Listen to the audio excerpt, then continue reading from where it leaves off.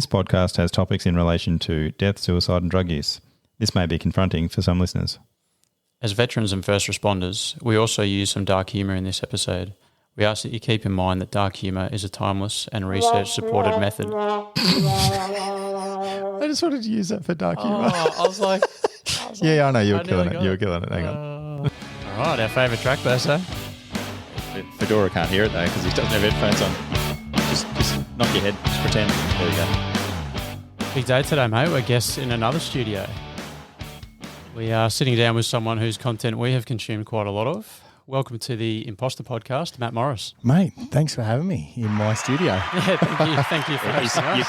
You've never used these ones before, have you? Mate, I haven't, and they're all still the stock ones that have been on the system for so long. And yeah. I think I've used them once or twice, but yeah. Yeah, they feel fresh. We'll see what happens, because Burso likes to operate them, but he doesn't memorise what they are anyway. So whether they're stock or not, it'll be. I've had some blunders. We had a bloke on. He was talking about like he's a negotiator and he lost somebody, and I went with it. I think I went with instead of like a sad one or whatever it was. It's almost a given that we didn't get go well. Opposite of what they should be. Yeah. But thanks for hosting us today. You're the host of the Zero Limits podcast, something in our military and first responder community that we've all consumed quite a lot of. So really, you're an incredible guest for us on the Imposter. So, to run through a little bit of your bio, it's pretty impressive. But, you joined the reserves in 2003, which we love to call ourselves Chocos. And I understand that you were hoping to get into the... We're thirsty. We're all about sponsors. So yeah. I just open Savvy's whenever Al's trying to do something. I just had one actually. It was actually really good. They're pretty tasty. Yeah. Burso's pretty good at timing them. He loves derailing me. But, mate, so you got into the ARA, which for our listeners, Australian Regular Army. You went off to 3 RAR, which was our parachute battalion at the time. So I understand you deployed to Afghanistan and Timor, and then left the military around 2009. Since then, you got into the private security world and doing a lot of contracting and stuff overseas, as well as like some, celebrity protection, dignity protection. And working with Nitro Circus for about 10 years. So, yeah, mate, yeah. I'd be keen to hear about that. That's a really interesting dynamic. And Zero Limits podcast, about 3 years you've been hosting that? Yeah, mate, 3 years now and going strong. 168 guests? Yeah, 168 guests plus the debrief episodes and averaging 20-something thousand a week listeners. That's crazy. Over 3.5 million downloads. It's been wild. Yeah. Absolutely wild. We'll get into the title of your podcast probably a bit later, but I think it's cool that you sort of you've set zero limits on yourself. And, doing research for this, I've listened to quite a lot of them, but, if I go through, you've done everything from our own Special Forces SAS to Commando, British SAS. Recently you had a Delta Force operator, David Nielsen. That was incredible. Navy SEALs and French Foreign Legion. The Taylor Kavanagh interview, that was just out of this world. Great bloke. What a story. Can we just address the awkwardness that is Al fangirling at the moment? It's interesting. It's an interesting. It's weird when you consume so much content from someone. So I don't know. You'll keep ribbing me about that. The whole way up, he's like, are you nervous about tomorrow? He goes, you should be. He's like, do you know what this bloke's done? He's like, if you don't feel like an imposter, you should. And he's like, I just feel like, I just want to be a turtle. I just want to hang out in the background. And that's an Entourage reference for those. Turtle. Yeah. He's like, it's just knowing someone that might be on the podcast is a big deal. Yeah. And I was like, yeah, thanks, man. Appreciate that. Big deal. And he's like, now he's interviewing you, and I'm screwing him up too. I'm not helping. This not helping at all.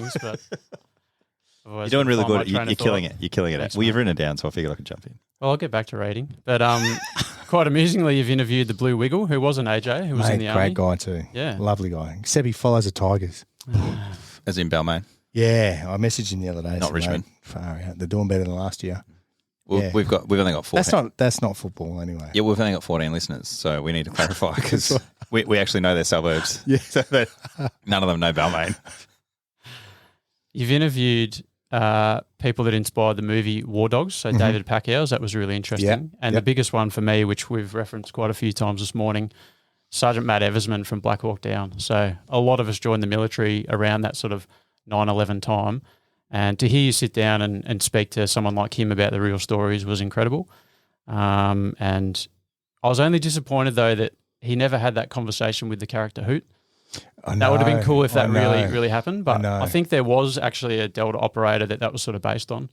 I don't know if that's true or not. Hoot? But the Hoot character. Norm Hooten. Okay. That's his name, Norm Hooten. Excellent. And he might be coming on the Zero Limits podcast. Oh, geez. Amazing. Yeah. That would be excellent. Do you reckon he did the real safety? Like, I'm moving my I hope index so. finger at We'll the moment? find out, won't we? The amount of blokes that have done it since, it must mate, have I still do it. I don't think we know anyone that hasn't done it like 1,000 times. Yeah. That reference is just so well done. We also really love the fact that, you'll just interview anyone, guys from obviously infantry, anyone. engineers. I was just on 30 podcast with 34 listens. You'll take anybody. I'll at the lose moment. listeners now. Yeah. And you've created an incredible opportunity for like our first responder community too, police, fireys, ambos. Like to hear some of those stories come out now is amazing. So really appreciate that. And we'd love to dive into you, sort of as the imposter and the Zero Limits. So do you want to sort of take us back to the Brizzy days and how you stepped from back in our dream world? But sort of what brought you to this Zero Limits mindset and achieving all these things that you have? Mate, it's funny because, I go back to the younger days of growing up and, I think we spoke about a bit of Housing Commission. I grew up in Housing Commission. Mum moved from Singapore as a young, I think she would have been 18, 19 years old, and obviously met Dad, and she's from Singapore, love you long time type thing. And here I am. But, we you grew are up the largest person to come from it's Dad's side. from Yeah. Asia. It's funny because I was in Singapore probably 2-3 weeks ago with someone, and seen all my family, and they're all just looking up going, who the hell is this? It's like Godzilla. But, our listeners, Pearl, a lot of them will know you, but you're, what did you say, 6'4"? Yeah, and, 6'4", about 115 kilos or something. You're a big, 120, 120. It's KFC, mate. Full of zinger burgers. But, growing up in Housing Commission, and I again, you look back at the early 80s, early 90s, we didn't have much growing up. We only had you guys grew up in the same time, so the bare minimum, and there was no technology. The technology was an Atari or Commodore 64 or, the first Sega Master System when it come out. So you spent a lot of your time outside. I mean, we weren't banging a hula hoop down a street with a stick. That's it, or riding but there was electric scooters. Like Yeah. that's imagine thinking about those as a kid. You're like, what the hell is that? That's we did have bikes and tennis balls. And We that did, was all yeah. we needed. I thought that was amazing. That's what I meant. push bikes, not e-bikes that you see them all cruising around on now either. Yeah, and it's funny because that's kind of what inspired the whole Zero Limits thing. It's growing up, having the minimal, and then deploying overseas to Timor, Afghanistan. I did the border force stuff as well, seeing different cultures and how they grew up and how they live as well, and then understanding that some of those people have made it. Especially blokes like myself. All of us that grew up in those Housing Commission houses, and to see where we are now, we had nothing. Like Mum, I think she was on. Remember, she was talking about one time she was on 25 grand, a year. And I found one of my old my old salary thing, the tickets from when I was at Safeway. We were on Sunday. I got $7.52 an hour. It's like crazy. My first apprenticeship, I was on $4.50 as a mechanic. $4.50 an hour. Mind you, It was pretty low back then. What would $5 of chips got you though? Oh, imagine that. A week of food. Yeah, it did. Yeah, it did. I think Bursa and I should probably acknowledge we grew up in the eastern suburbs of Melbourne, but I think even the middle class then was quite suburbs. different to what it is today. Like Way different. Parents never had Way new different. cars. All their holidays were driving around Victoria and things like that. So. Yeah, exactly. And there was three of us boys, and obviously when Mum and Dad separated, but Dad only lived like a block away, which was awesome. So we'd get sick of Mum, we'd go down to Dad, get $20 off him, and then get sick of him and go down, get another 20 off Mum. So it's kind of one of those things where you kind of see life a lot different, especially from what I give my kids now. I'm a sucker. As soon as they're like, oh, I want this, I want that, like, done. Are you worried about that, though? You look like Gary Vee and stuff, how they're talking about that. Like, no, my kids need to work for it because otherwise they'll grow up easy. You know what? I wish they could, but they can't. And we've seen it now. Kids can't buy houses now. Yeah, true. You know what I mean? So I think us as parents now, these days, we've got to give them as much as a leg up as possible. So, that's something there. But back to, growing up, I lived that harder life. We went to school. I was in trouble with the police a little bit. just been, I wouldn't say delinquents, but, breaking into the chip factory allegedly. Alleged what? It's still ongoing. It's probably a cold case. They'll probably come back to me because they had all the Tarzos. Remember the Tarzos? Yeah. We used to nick off because they had this big rubbish bin there. And they'd throw all these chips in there. We'd just dive in there and get all these Tarzos and sell them in school. So, so you're not breaking and entering. You're just an entrepreneur. Yeah. It's ones that have that's been all I was chucked doing. I out, was just flipping it. Yeah. You got to frame all that as life experience, Exactly, mate. And I guess that's kind of what taught me to, in a way, start a security company or do things out of the box. Like, just do it. Just do it. Just make it happen. Isn't that how Kevin Hart, he was like selling lollies or something? He was, yeah. Yeah, it's like the same thing. He's like he'd go down, buy lollies, sell them at school for more. It's like, I mean, he didn't obviously break an entry allegedly, but at least he was buying it from a store and turning it over. It wasn't the first time. I allegedly broke into the Gabba cricket ground as well back in the day. It's not an uncommon pathway for sort of military and even some first responders, but I sometimes think about the people, I'd say it's get away with it, but you get through a little bit of that life experience and it gives you a base and then you step up to do things. Whereas if people just have a really play by the rules sort of vanilla childhood, they're probably not as likely to do the things that you've done. Yeah, definitely. It's funny because there's a couple of kids that I grew up with and a couple of kids that I used to hang out with as kids, and they grew up in that middle, high income families, and they're different people now. Like they're I don't know. Not as driven?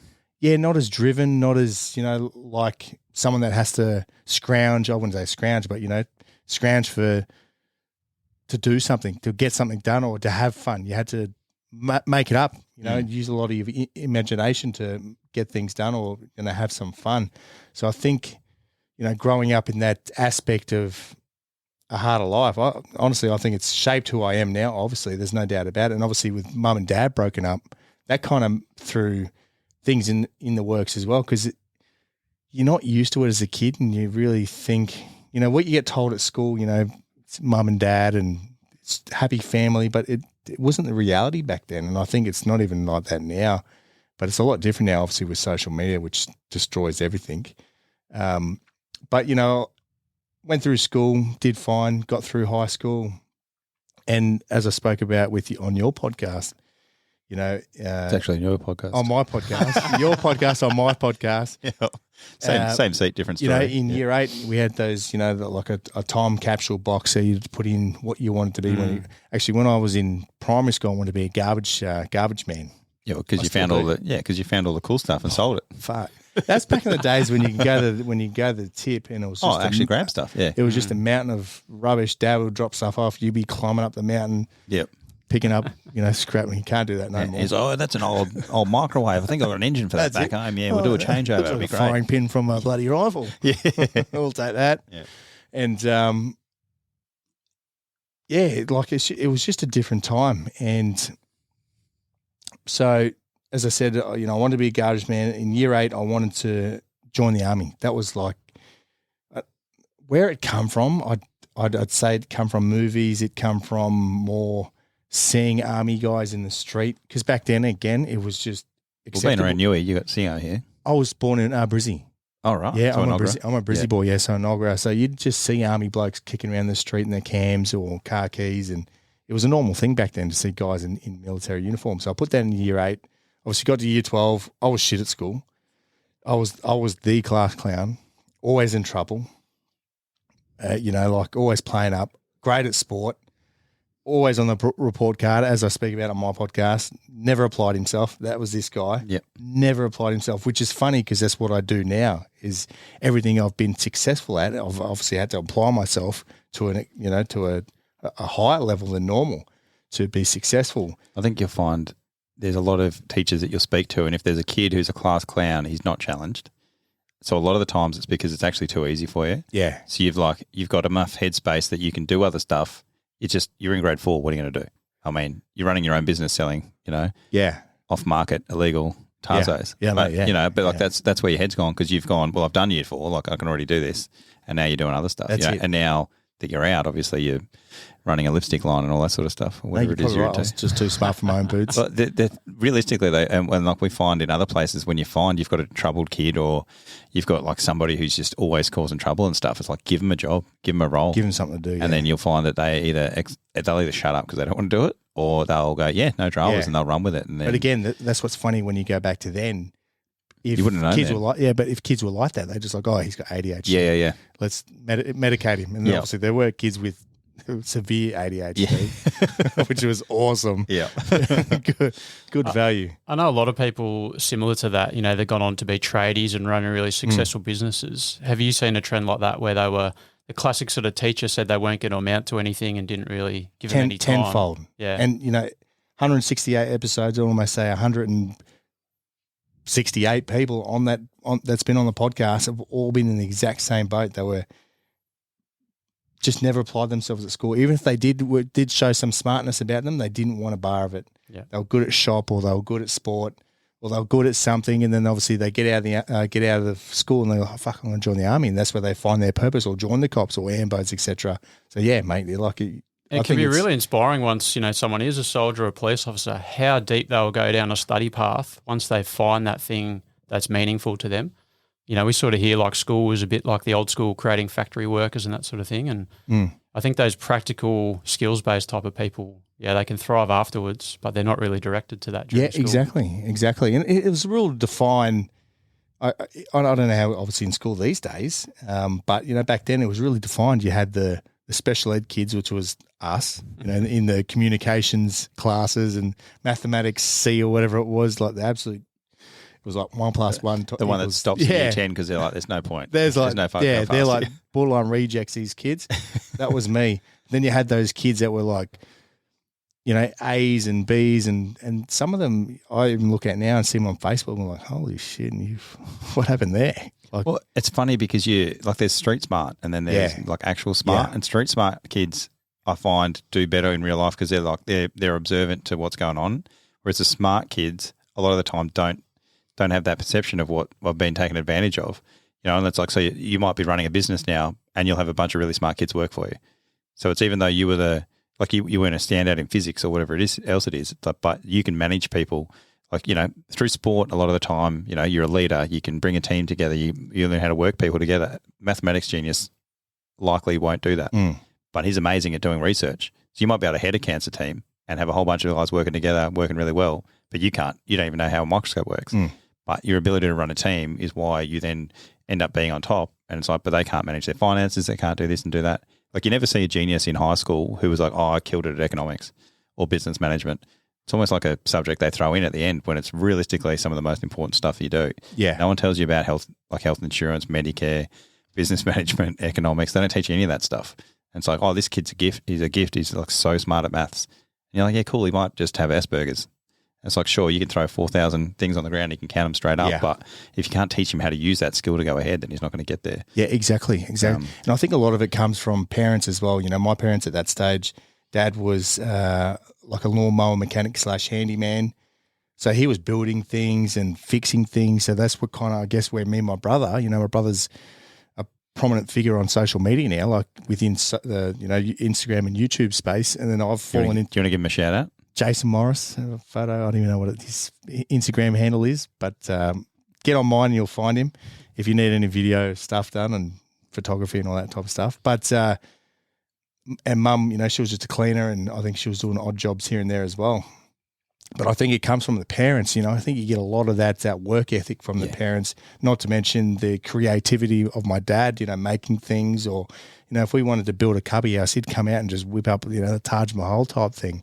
And would be assisting him. So I think where a lot of, my creativity and obviously my brother's creativity stems from the parent side of things. So that definitely adds to it. So, so I left obviously high school, had the inspirations of joining the military. Obviously 9/11 happened, and that kind of, in a way I didn't really understand it to the extent of what was going on, in the broad scheme of things. But obviously I knew that was a terrorist attack and I wanted to be a part of it, and all the ads are popping up on Channel 7, all those channels. They ran that, didn't they? Oh, mate. 13, 1901, obviously, as you know, join up, but no positions in full time. Obviously, Singo's too full because everyone's joined up and wanting to fight war. I don't know that you'd get that now. I don't know. I don't know that Singo's struggling to fill numbers now. Yeah, same as the cops. Far out. Like you could fill it. I think they're struggling to fill academies at there's the big moment. gaps between squads. It's funny. You can see in the you go to a dining hall a few years ago, it used to just be filled, and then there's whole rows of tables empty. Yeah, I think I've heard of one not long ago. You know how we were talking about the tab system at Kapooka before? Yeah. So at the police, we used to have this thing. They've changed the tables now because they didn't like the culture, but we used to have all the tables, and then so they were all in a big line. So when you first got there, you were at the back. So when you ate, you would move up, and then as each squad graduated, you would move forward a table. So then everybody behind you was right. Everyone behind you was just scum, and then up to you're like, oh wow, those guys are on week 7 when you're at week 6 or whatever it is. Yeah. So it was funny that we didn't have a tab system, but we had the tables, and where you sat there was literally yeah. So that's amusing. Going back, isn't it? Yeah, this is starting to jog my memory because my memory is pretty bad when it comes to especially my defence life, and because it's over 20 years ago now. Mm. But, so join the Army. You'd obviously join as a chock first up. I was lucky enough as soon as I got to the chocks that they put me straight on continual full-time service. So they're like, oh, well, the unit that I went to, 2549 in Brisbane, Arcua, at Enoggera, they were basically Arcua's Royal Queensland Regiment. Yeah, Royal Queensland Regiment. But the unit that I was going to was run by all full-time staff. So I think it was like a ready reserve thing that they were bringing in, and it was like a full-time but part-time unit type thing. So, yeah, they put me on straight on full-time service, which was good. And, mate, I deployed – obviously did the IETs and all that type of stuff, Choco IETs after Kapooka, 45 days – Choco IETs, and then got my first. Actually, before first deployment, we went to Singapore for 3 weeks. Did an exercise over there, and that was just a piss trip. Saw the family. Yeah, saw the family. Yeah, I'm only 19, 20 years old, and then you get the first deployment, Operation Relax, which was pretty cool. First time carrying a live firearm, and getting to do a job in Northern Australian waters. Did you go to any of those bodies in the water scenarios? No, we boarded a lot of boats, but yeah, I think that was the deployment before us. Was right. That the children overboard thing? I got a few mates of mine who are Navy who they were like they're not doing overly well after that whole thing because I had some Navy mates and they're off on certain pensions and stuff like that, and I was like, spare me. Yeah, like what happened? The showers weren't warm enough or whatever. Come on now. And then he says, coming from a combat clerk, but and then and then they were like, oh no, we had to like pull all those people out, and seeing a baby that's been floating in the water for however long's not a great thing. Yeah, I think at that stage it was 1 RA or 2 RA. I think they were doing it. Yeah. It was a full time, and then they pass it on to the chocks. Yep. After that, so yeah, mate. So, and what was it like? So for our listeners, between the Reserve Army and the Australian Regular Army, there's a bit of banter and a delineation, rightly so. So you're on basically a reg base, and then you deploy, and with the Navy, what was that like? Was it a bit tough, or was it just you're on FTS like full time service? Was it just the way it was? Not at all. Back then, it was just different. It was a different scenario. Not to mention when you deploy with the Navy, like they're just a different breed altogether. They call us pongos. Is that what they call us? Yeah, right. Yeah, I didn't realise, but because we all stank. Oh, yeah? Yeah, well, because they have showers. Fair. Yeah, not disputing the term. I was just like, I had no idea. Like it took me 10 years being out to realise. I've heard that term before. I didn't realise what it was. But yeah, it was fine back then because you weren't working. The only full-time soldiers, regular Army soldiers were our rank structure. Mm-hmm. So obviously they come over with us on this deployment, and hanging out with reg Navy was no issue at all. Like it was fine. Yep.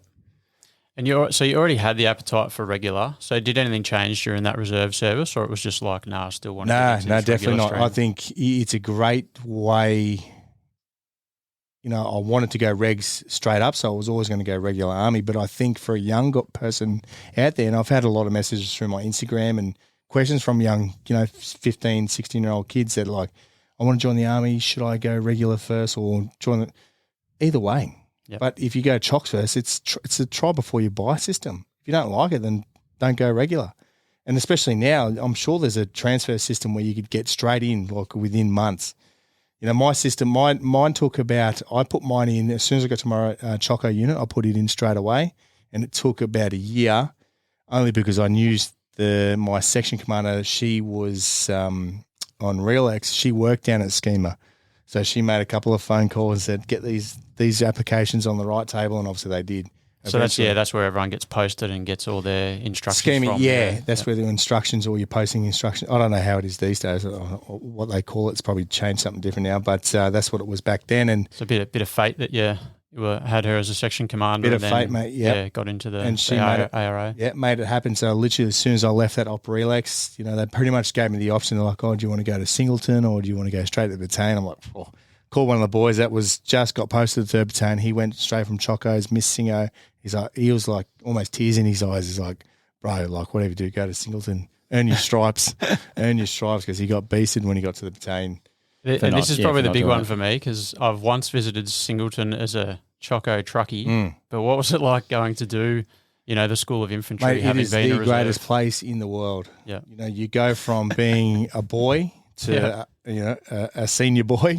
Not a man, but it is the dream place because you're doing guns, you're doing section attacks, you're stabbing stuff. Like I've spoken about this on my podcast, it is the only job in the world where your first role is to kill another human being. There's no other job in the world unless you're a hitman or a bikie or whatever, or a gangster. There's no other job in the world that teaches you to do that, not to mention... I don't know if they get taught to do that. Yeah. It's just sort of a job they fall into, I think. Yeah. I don't know if that's an option at a trade school. Yeah. But, hey, just thinking. Yeah.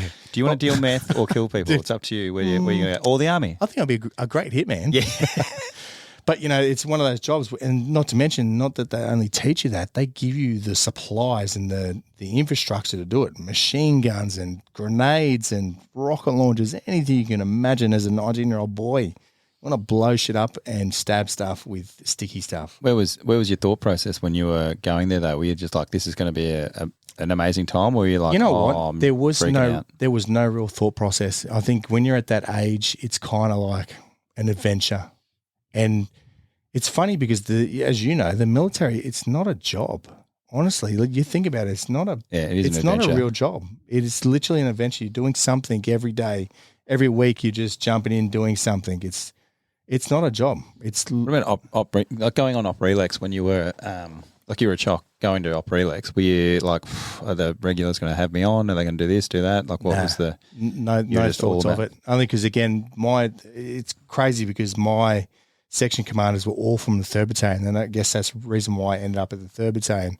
Every single one of them were all team, all vets, so they stood up for us. Like, if you're a good young soldier, they stood up for you. Like they were like, that was the post era of what 3rd Battalion used to be like. It was like romper stomper.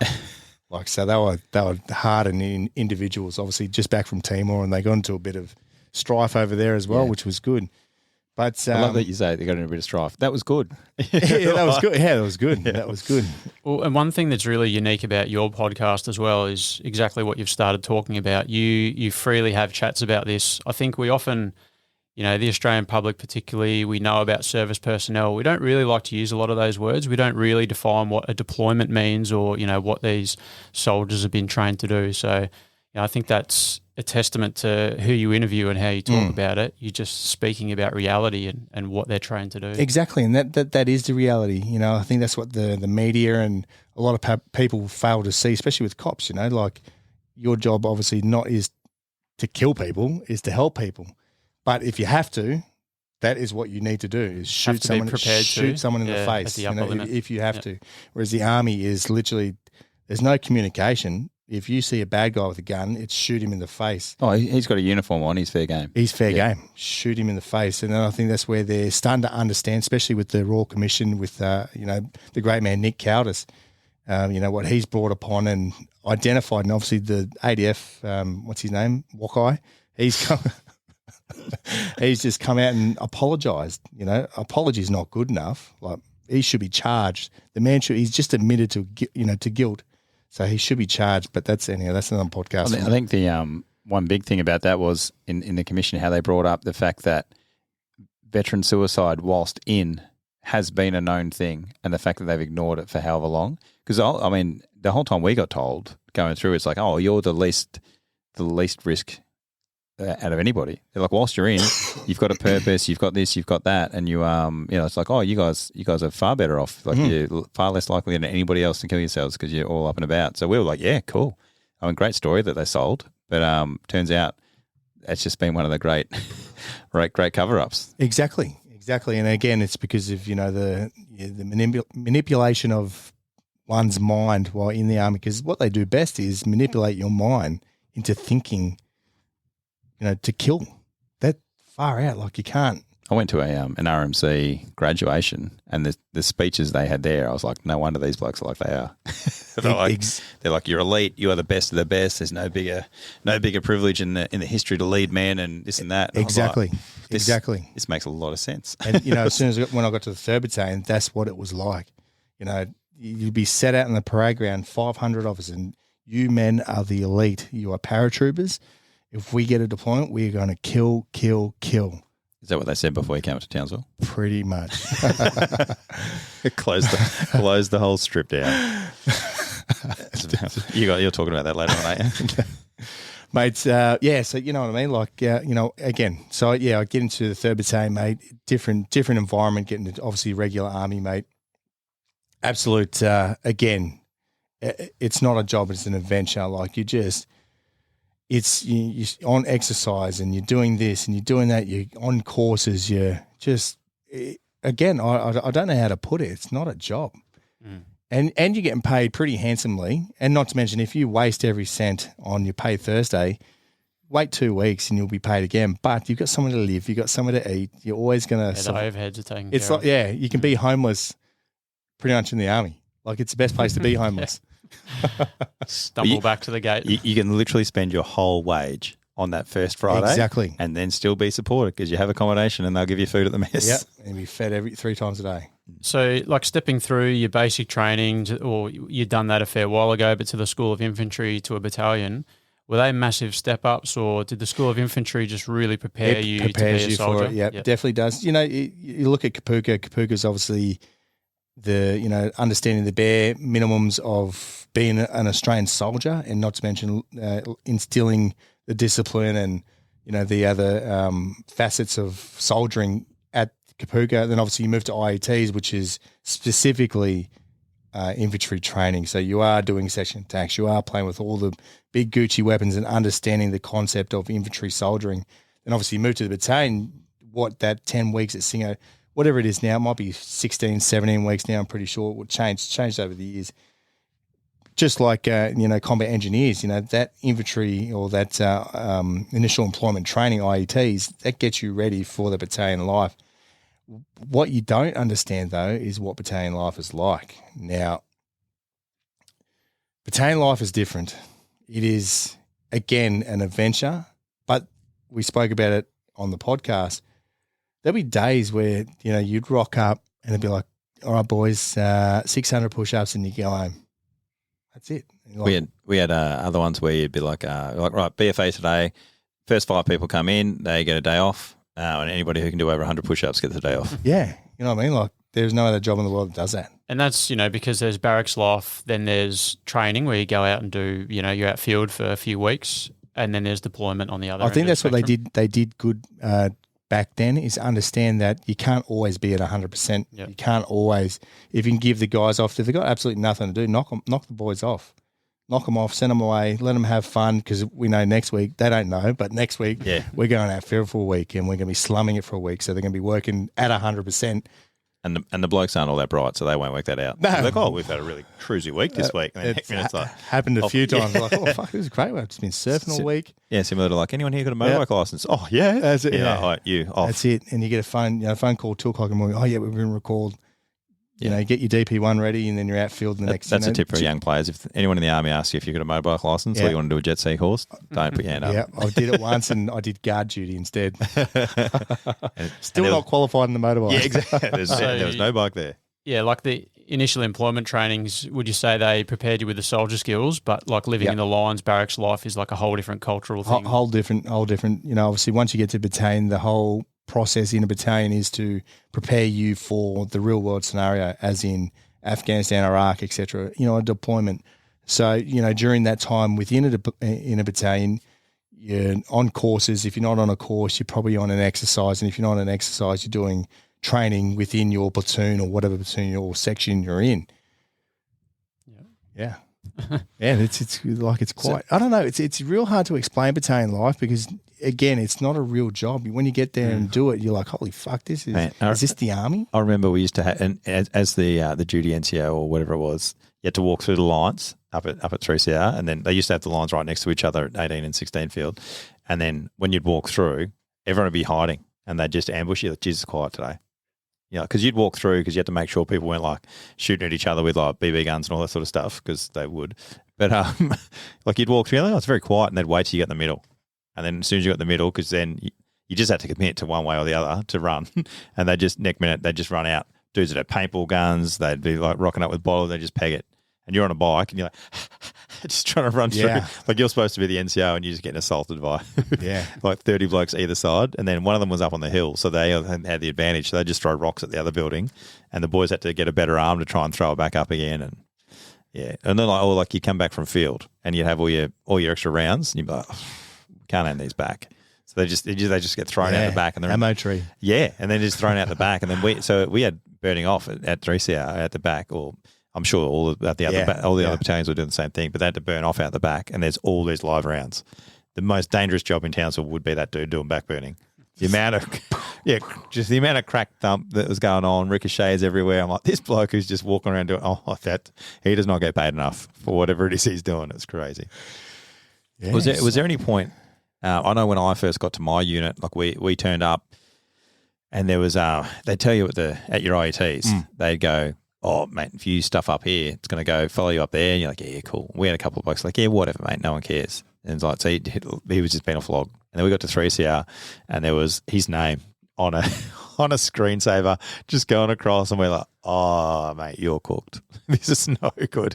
They're like, they made good on it because all your instructors do come from the old units.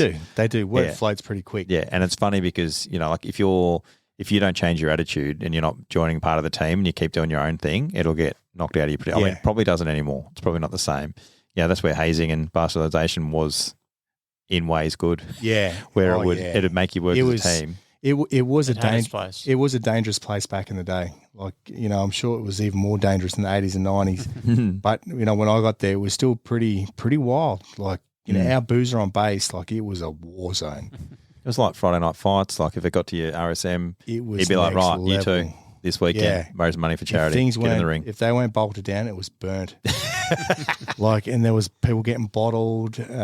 It was just, there's a book coming out soon from a bloke from 2 Commando, and obviously he spent time in 3rd Battalion. He talks about the shat, the boozer, and the volatile nature. It was. It's funny though, because but it shaped soldiers. It shaped people. And when your job is literally to fall through the sky as a dirt dart in the middle of nowhere with a parachute that you can't control, to then land in a foreign country in hostile conditions, because you never just drop in the safe place, because otherwise you just go in there normally. Yeah. So you're always getting dropped in behind enemy lines. Your job is to literally land in the enemy's area, kill everybody, own some ground, and then everyone else can come in. Yeah. It's like, well, if they box on, they box on. Exactly right. That's and what you've made. A lot of it's trust building. You get to understand people's characters and behaviours in these enclosed environments on the booze, and you understand, who these people are. Because again, going forward, if you go into a war zone, you got this bloke next to you. You want to understand that if shit rolls downhill, he's still going to be there backing you up.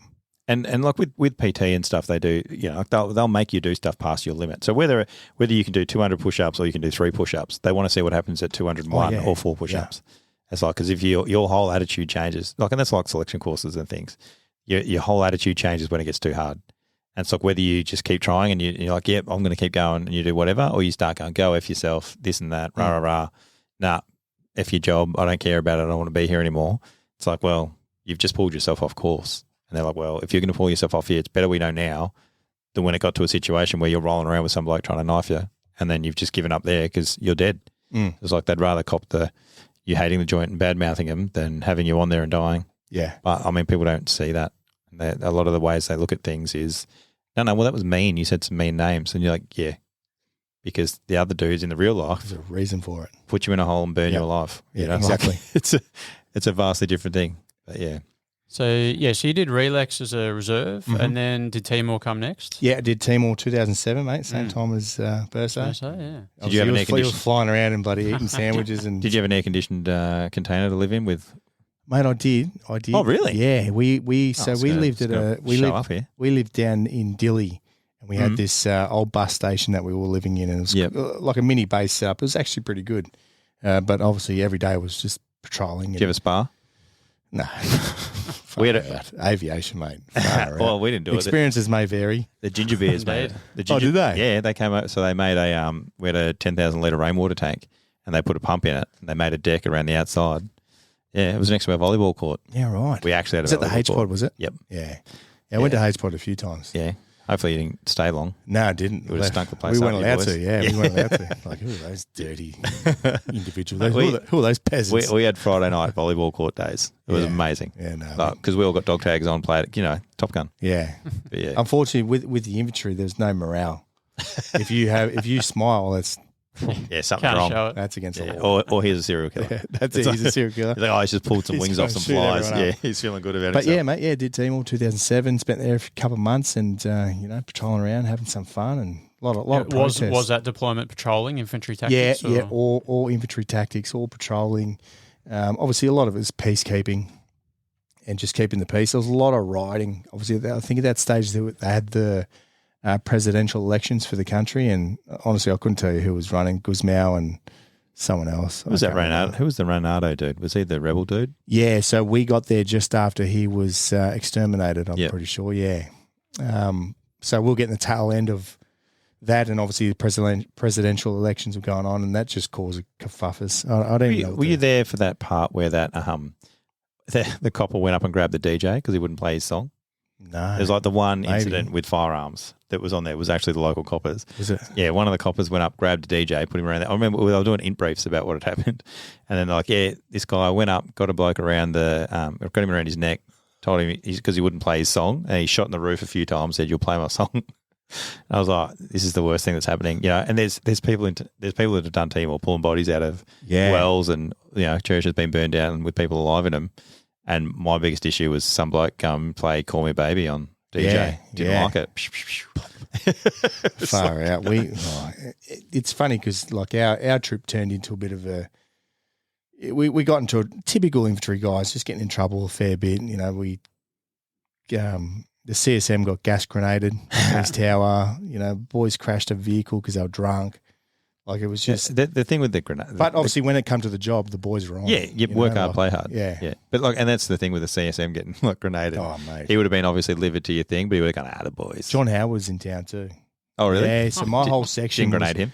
No, sure. No, he was good. I like Johnny. Yeah. Uncle Johnny was. Everyone good. loves Johnny from there. Johnny was good, but I remember that day. Like the boys, MPs come knocking on doors, and like, holy shit! My whole section. You still got an orange hand. Yeah. From the smoke grenade. was it me? Was I sleepwalking? But my whole section was with Johnny Howard, so they had to go help the commandos or SAS, whoever's looking after Johnny Howard. So it was just me and another bloke from my section because we were teaching English. So we got stabbed to go teach English at a school for 2 weeks. Not actually stabbed, you just got tasked. Yeah, tasked. Yeah, so sorry. Stabbed in the army means tasked to do something. So I got stabbed, just tasked to teach English, and actually 2 blokes. Actually, the bloke that I was tasked with, he ended up getting murdered. Oh, so he actually got stabbed. Yeah, he got fucking stabbed. Bikey, he become bikey. In workplace Sydney. hazard. Yeah, workplace. Yeah, fuck. There you go. And then my boss for that. Sorry for making jokes about you, mate, but oh, fuck it. Yeah. Play silly games, win silly prizes. We're gonna have to put that disclaimer on again now. Yeah, you know what I mean. Like that's what happens when you play with fire. You know, bikies, blah blah blah. Anyway. And then Michael Fussell, Lieutenant Fussell, he was my commander for that. And obviously he was killed in Afghanistan with 4RR.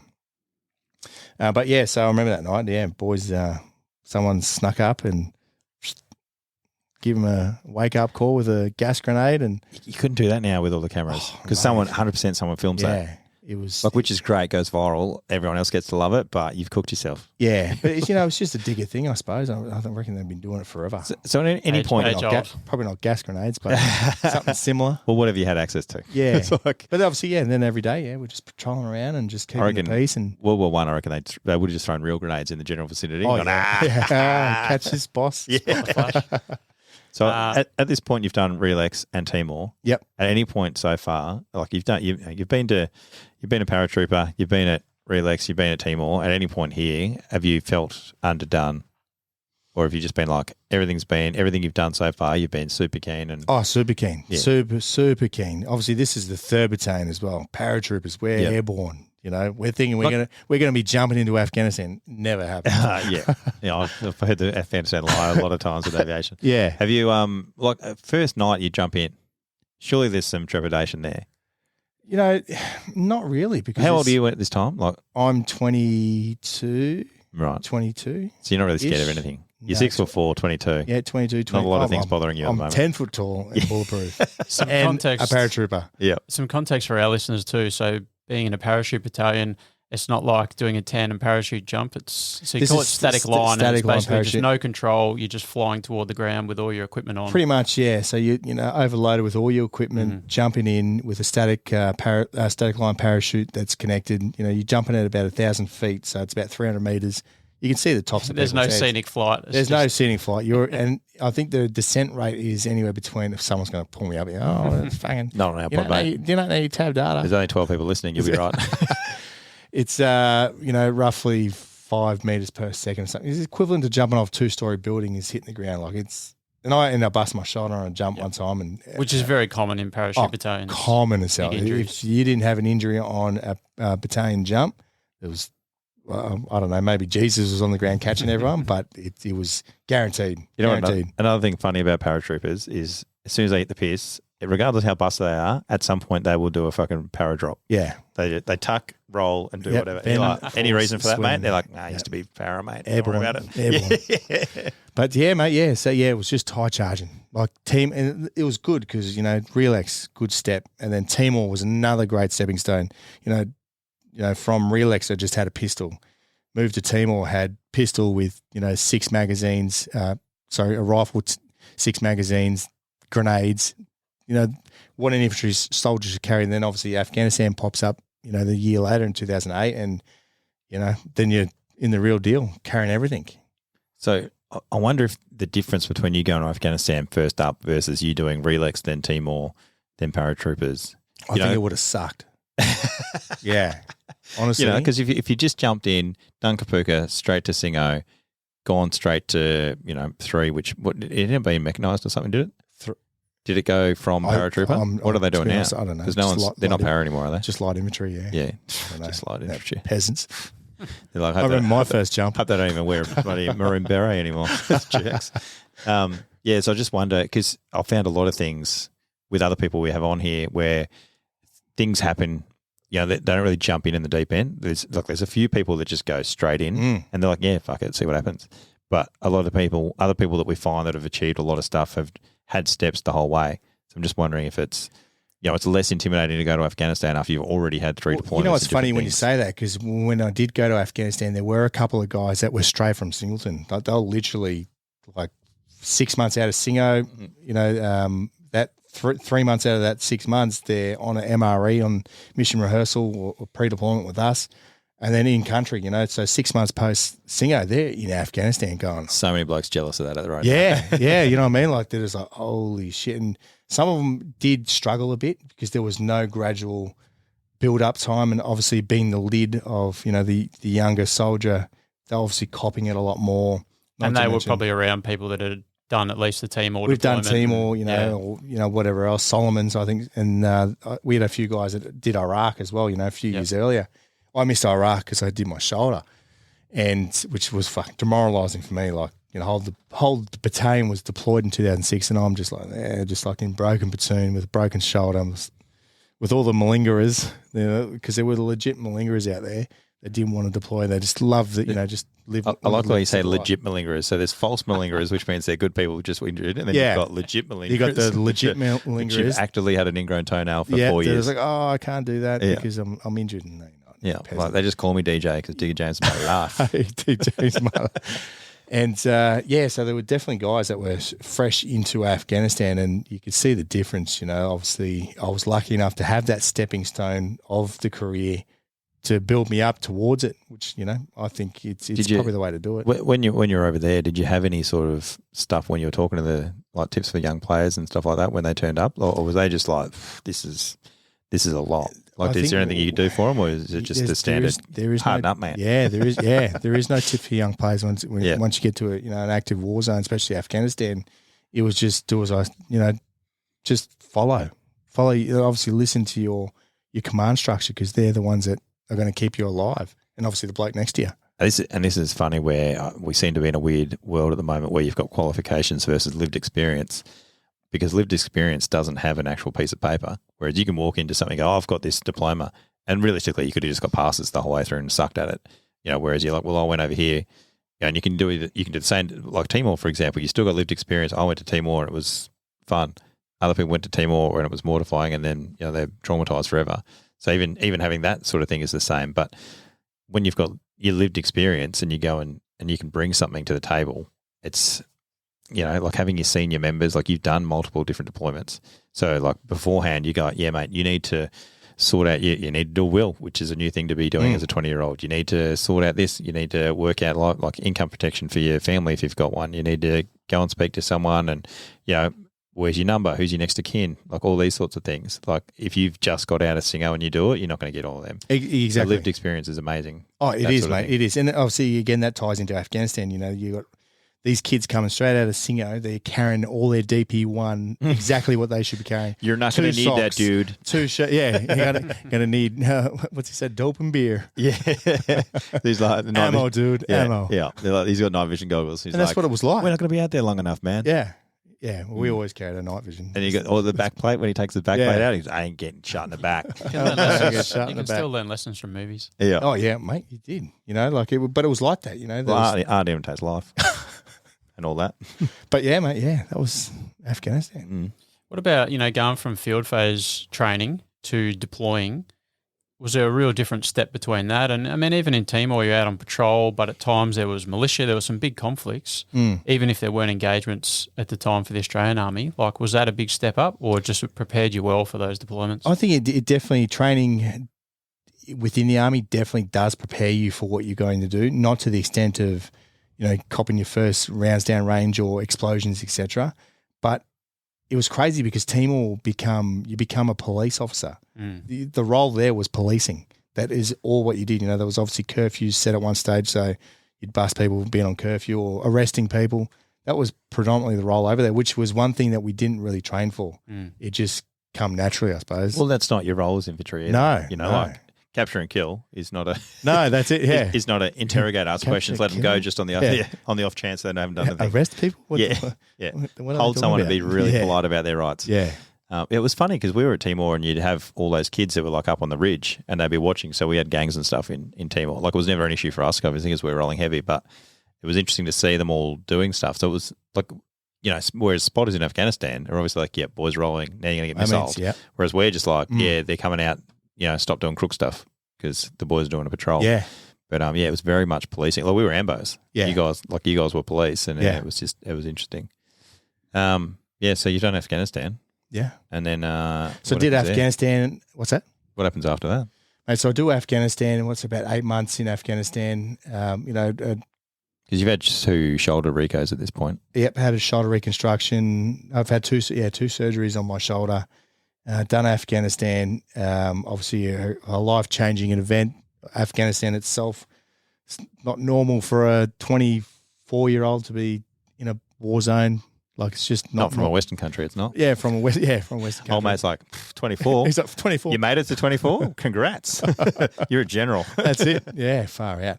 And get back from Afghanistan, and at that stage, we've been told that 3rd Battalion's going to be losing the wings and moving to Townsville. And me still being young, come back cashed up. I honestly had no idea what I was going to do, and few words come up like, oh, yeah, boys, there's some security gigs popping up because obviously those blokes getting out already going to Iraq and doing contracting and all that type of stuff. And obviously the money was like ridiculous.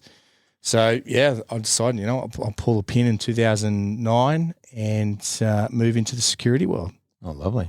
Yeah. Well, we might. Was there any business flair at that time, or it was just nothing? To get out? There was nothing. It was just to get out and find something. Obviously, I had a bit of money behind me as well from the gang. Again, you're making 8 months trip, 80 grand. Like I went to Timor twice. It was 80 or 90 grand, yeah, cash.